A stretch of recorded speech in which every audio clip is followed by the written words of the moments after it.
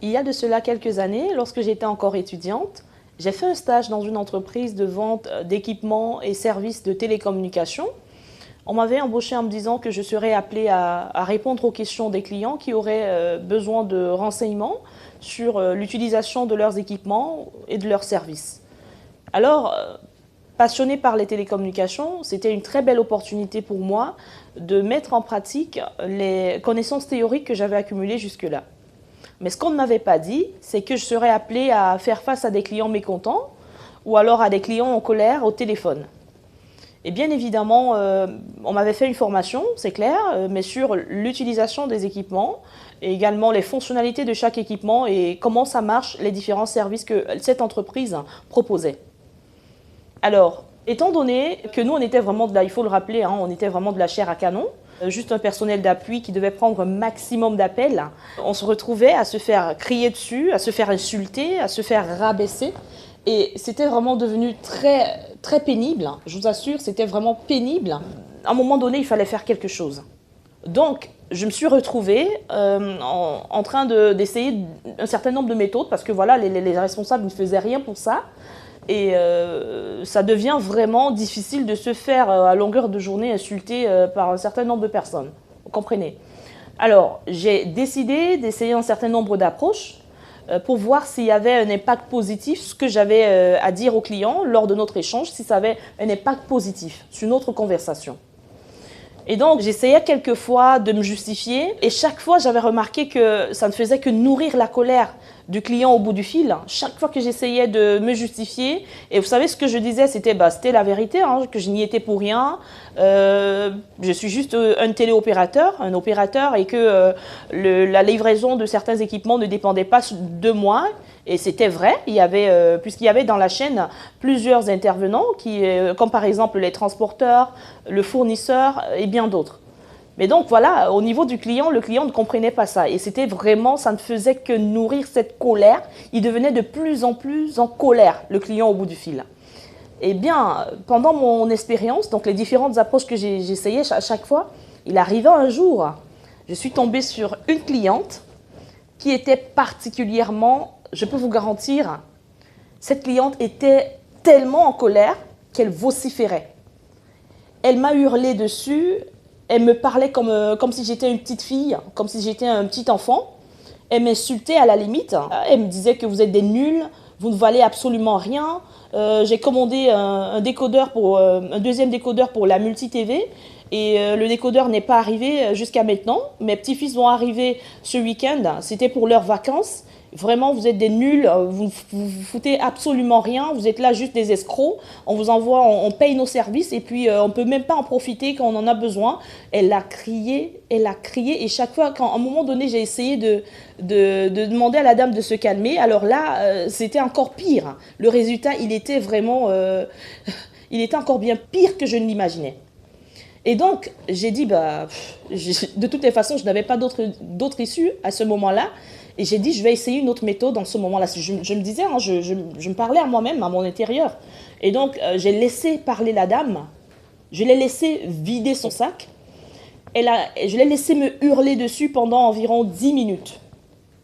Au bout de 10 minutes, j'ai pris la parole en lui disant, Madame Françoise, je comprends votre colère. Je comprends. Je comprends que c'est pénible pour vous d'avoir commandé un équipement voilà, pour que vos petits-fils puissent en profiter pendant leurs vacances et que ce ne soit pas le cas actuellement. Je suis vraiment désolée pour ça, je vous comprends. Et je vous garantis, votre colère, elle est tout à fait normale, elle est logique, elle est légitime. Je comprends votre colère, je comprends votre réaction et je peux vous rassurer que même si j'étais à votre place, je serais en colère moi aussi. Je vous comprends. Et là, comme par magie, lorsque je le lui ai dit, la dame a directement changé de ton. Elle est passée d'un ton hystérique à un ton beaucoup plus calme. Alors qu'il y avait quelques instants, j'essayais de lui dire de se calmer et ça n'a pas marché. Mais là, je l'ai juste laissé parler, je l'ai laissé s'exprimer et je lui ai dit je comprends. Et au final, je lui ai donné raison. Et là, comme par magie, elle s'est calmée, elle s'est vraiment calmée. Même la tonalité, le ton au niveau de sa voix, vraiment tout a changé. Alors, je me suis dit, j'avais déjà un espoir en fait, parce que c'était déjà un espoir que j'arrivais à réaliser. Hein, et je me suis dit, et si j'ai essayé d'aller plus loin? Alors, je lui ai dit, je vais faire tout ce que je peux afin que votre décodeur arrive le plus tôt que possible. Bien évidemment, on ne peut pas retourner dans le passé, on ne peut plus retourner en arrière, mais je suis sincèrement désolée, et bien sûr en utilisant la tonalité qu'il faut, hein, je lui ai dit, je suis sincèrement désolée qu'il ne soit pas encore arrivé. Mais je vous promets que je vais tout faire, tout ce que je peux, pour que votre décodeur arrive à votre domicile le plus tôt possible. Et donc, la première chose que je vais faire à la fin de cet appel, pour comprendre réellement ce qui s'est passé, c'est que je vais appeler le fournisseur qui me donnera les différentes raisons de ce retard. Et une fois que j'aurai la réponse de ce fournisseur-là, je vous rappellerai pour vous informer de ce qui s'est passé dans les moindres détails. Et d'ailleurs, je profite de l'occasion pour vous demander de me confirmer, s'il vous plaît, votre numéro de téléphone actuel. Alors, la dame, elle m'a confirmé son numéro de téléphone, chose qui n'est pas souvent très facile à obtenir. Lorsqu'on est en communication avec un client qui est très énervé, c'est souvent très difficile de pouvoir même l'identifier ou alors prendre un certain nombre d'informations pour vérifier. Mais bien sûr, là, je lui ai donné la raison. Elle sait que je dois avoir un bon numéro de téléphone actuel pour pouvoir la recontacter. Et donc, en ce moment, il était presque impossible qu'elle me le refuse. Voilà, elle me l'a communiqué. Et là, la dame m'a dit, écoutez, je suis surprise. Eh bien, faisons comme ça. Et je vous remercie de m'avoir écouté. Alors, j'attendrai votre appel. Et ce que j'ai fait, c'est que j'ai appelé le fournisseur tout de suite qui m'a expliqué qu'il y avait un retard, comme d'habitude.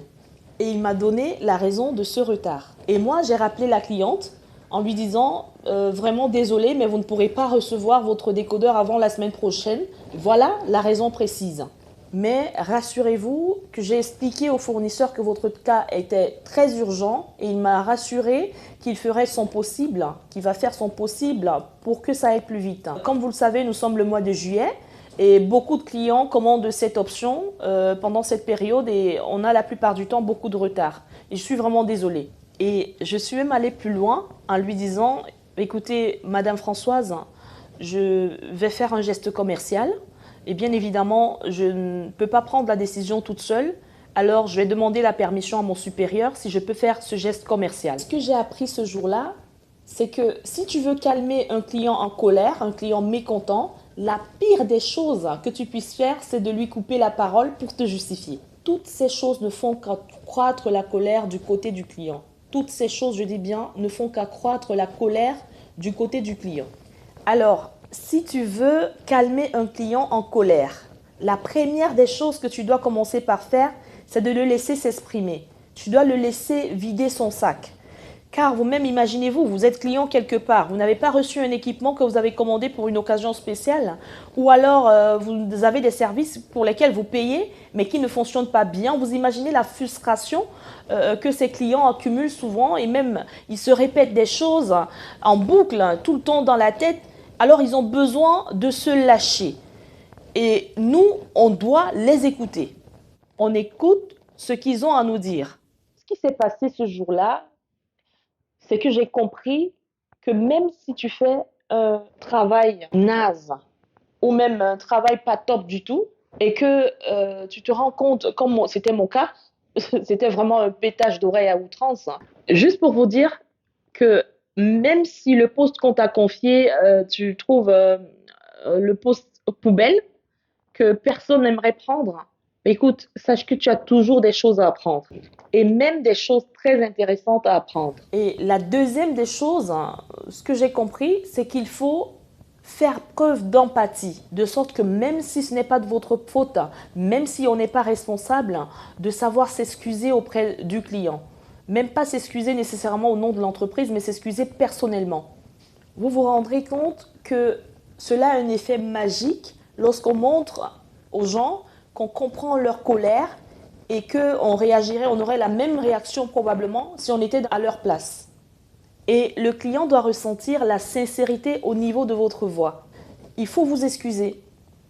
Du genre, vous n'allez pas nécessairement vous excuser au nom de l'entreprise, mais de façon humaine, vous-même, vous essayez de vous mettre à la place de la cliente ou bien du client. Au bout du fil, vous lui dites, bon, comme pour notre cas, vraiment, je suis vraiment désolée, Madame Françoise, vous présentez vos excuses. Et là, ça fait qu'en fait, le client, le simple fait de savoir qu'il y a quelqu'un qui l'écoute, il y a quelqu'un qui essaye de se mettre de son côté, de comprendre sa colère, parce que vous voyez, après, directement, quand je l'ai laissé vider son sac, j'ai enchaîné en présentant des excuses. Et bien entendu, je lui ai donné raison, parce qu'il faut donner raison au client. Il a raison de se plaindre. Il ne peut pas vous appeler et se plaindre pour rien. Donc, vous devez, la moindre des choses, c'est de vous excuser et de faire preuve d'empathie. Très souvent, ils changent de ton immédiatement. Il y a certains qui se disent, bah, enfin, ils se disent en leur propre intérieur, bah, enfin, il y a quelqu'un qui me comprend, il y a quelqu'un qui essaye de comprendre ce que je ressens. Et là, en fait, c'est le sentiment que ces personnes ont souvent, c'est qu'ils ont trouvé un allié. Vous voyez, c'est cette petite connexion que vous devez chercher à avoir face à un client en colère. Car ils sont le plus souvent désemparés en fait. Et bien sûr, il faut savoir que la colère a besoin d'une résistance. Et s'il n'y a plus de résistance et que tu vas dans le sens de la colère, alors la colère n'a plus raison d'être. Le client n'arrivera plus à se mettre en colère. Parce qu'en fait, tu auras désamorcé cette colère que le client ressentait depuis le début. Et la troisième des choses, c'est de prendre le temps de dire aux gens, bah, voilà ce qui s'est passé, de donner des explications, soit à leur dysfonctionnement, soit au retard qu'ils ont accusé pour la réception de leurs équipements.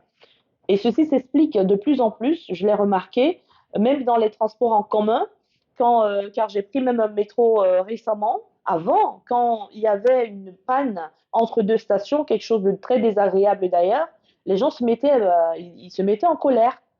Mais surtout parce qu'on disait simplement veuillez patienter, aussi simple que ça. Il n'avait pas une explication particulière, mais récemment, quand j'ai pris le métro, je me suis rendu compte, malheureusement, on a eu une panne entre deux stations. Et le message disait qu'on a une panne technique à telle station, plus précisément, à cause des intempéries, et nous sommes en train de faire tout notre possible pour rapidement rétablir la circulation. Nous sommes vraiment désolés pour la gêne occasionnée. En gros, c'était ça. Et j'ai remarqué que les gens n'étaient plus très en colère. Les gens patientaient calmement, alors qu'avant, en disant simplement nous vous prions de patienter, sans donner une raison valable ou alors des explications, tout le monde était en colère, c'était vraiment, tout le monde était de mauvaise humeur. En fait, j'avais remarqué qu'il y avait une sorte de compréhension, les gens ne s'énervaient pas. Et c'est pareil, hein, même en Afrique, lorsqu'il y a eu une coupure d'électricité pour les entreprises qui sont chargées de distribuer de l'électricité dans certains pays, en Afrique, lorsqu'il y a une coupure spontanée d'électricité, tout le monde est vraiment de mauvaise humeur, tout le monde hurle de partout sur les réseaux sociaux. Vraiment, ça fait vraiment un grand souci, un grand problème. Mais quelquefois, certains se sont rendus compte qu'il est très important même d'informer à l'avance. Ça revient pour dire que même pour limiter de façon générale, vous savez, dans le service client, on fait face deux fois à des incidents génériques, mais lorsque l'incident générique peut être informé, donc on prévoit cet incident générique, il est toujours meilleur de pouvoir tenir le client informé à l'avance. Ça fait qu'il n'est pas en colère, il est plus compréhensible, il sait que voilà, il se sent important, il sait qu'on lui a passé cette information et donc il s'attend à ça. Pareil, comme je vous donnais l'exemple de l'électricité tout à l'heure en Afrique, quand on coupe l'électricité de façon brusque, de façon spontanée, ça fait vraiment tout le monde est chamboulé, c'est vraiment trop de problèmes. Mais quand on vous dit, on vous annonce à l'avance que voilà, on va couper l'électricité dans 2 jours ou bien dans une semaine, chacun a la possibilité de faire soit des réserves sur, vous savez, on a des équipements qui conservent de l'énergie, ou alors chacun sait comment s'organiser pour ne pas ressentir autant cette coupure-là. Car les gens s'énervent quand ils ont l'impression qu'ils sont mis de côté, qui ne sont pas au même pied d'égalité, qu'on n'a pas vraiment les mêmes opportunités, le même pouvoir. Mais quand on leur dit, voilà les informations qu'on a, les personnes comprennent on n'a pas d'écart, il n'y a pas de décalage de pouvoir entre nous, et donc ça calme les gens. Eh bien, la quatrième des choses, c'est d'agir pour les gens, ou tout au moins de leur montrer qu'on agit, qu'on se bouge, car c'est très important de savoir pour le client, bien sûr, que leur appel, au moins, que son appel n'a pas a quand même servi à quelque chose, qu'ils n'ont pas appelé pour rien. Et donc, rien que le fait de dire aux gens que j'ai compris votre colère, je vais faire tout mon possible pour trouver une solution à votre problème le plus rapidement possible.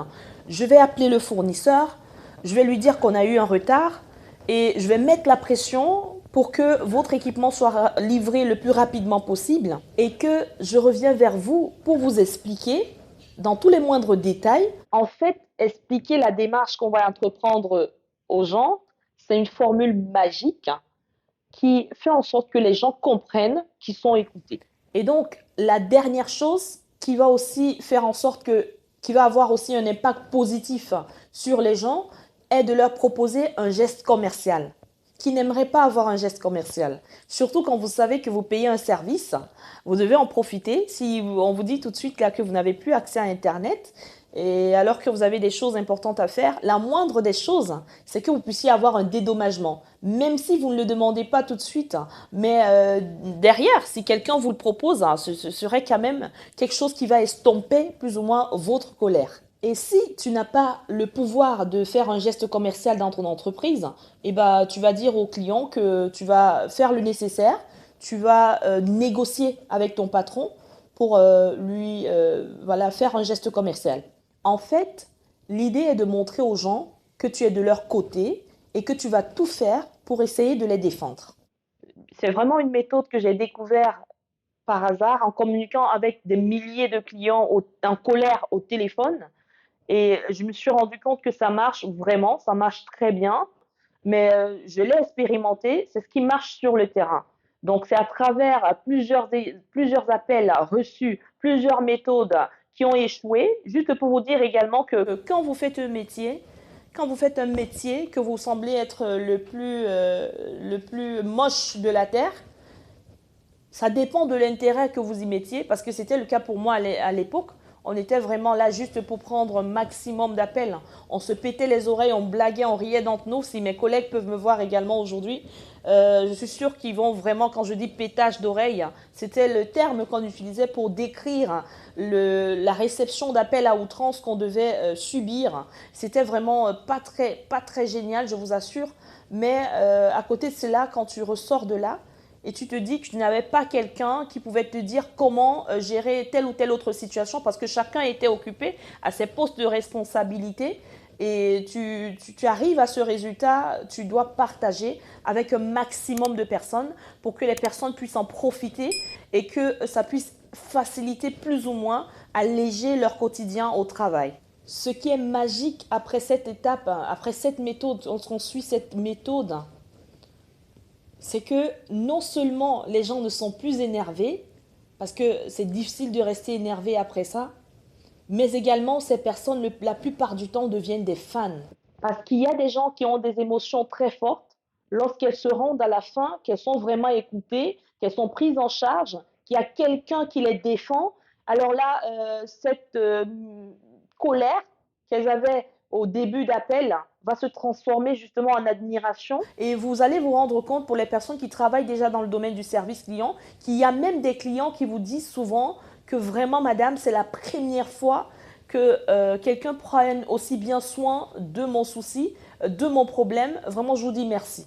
Il y a souvent à la fin, ces personnes-là, vous allez être, c'est quand même paradoxal, hein, qu'une personne qui était très en colère au début, mais après avoir vraiment appliqué cette méthode que je viens de vous donner, vous vous rendrez compte que voilà, ces personnes, ce sont même des personnes qui seront des ambassadeurs de votre marque, de votre entreprise, donc de l'entreprise pour laquelle vous apportez assistance. Ce sont ces personnes, parce qu'au départ, la cliente, par exemple, elle disait que je vais vous faire une pub sur Internet, vous n'allez pas m'oublier. Mais à la fin, son discours est carrément contraire à celui qu'elle a tenu au début.